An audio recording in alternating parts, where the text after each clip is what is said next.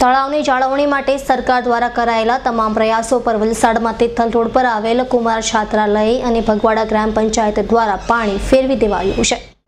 વલસાડમાં તિથલ રોડ પર આવેલ કુમાર છાત્રાલય અને ભગડાવડા ગ્રામ પંચાયત દ્વારા તળાવની જાળવણીના નામે સરકાર દ્વારા કરાયેલા પ્રયાસો પર પાણી ફેરવી દીધું છે, કારણ કે તળાવમાં છાત્રાલયનું ડ્રેનેજ પાઇપ જોડી દેવાયો છે, જેથી તળાવની આસપાસના પોસ્ટ વિસ્તારમાં રહેતા લોકો હાલ નરકાગારમાં રહેતા હોય તેમ લાગી રહ્યું છે।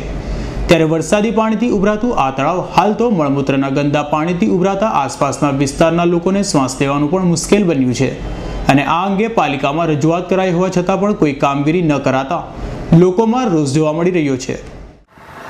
ગોયા તળાવ છે, આ એરિયામાં એક જ તળાવ આવેલું છે, બરાબર।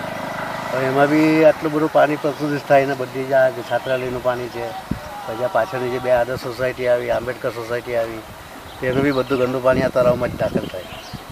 એના લીધે પછી બાષ્પી બહુ મારે ને ગંદકી દેખાય ને, એરિયાનું તળાવ છે એટલે ચોખ્ખું રહેવું જોઈએ આપણે, એ પ્રમાણે કંઈ ઘટતું કરવું જોઈએ, પણ આ લોકો કોઈ આવતા નથી ને આવે તો એમ જ બધું કરીને નીકળી જાય છે।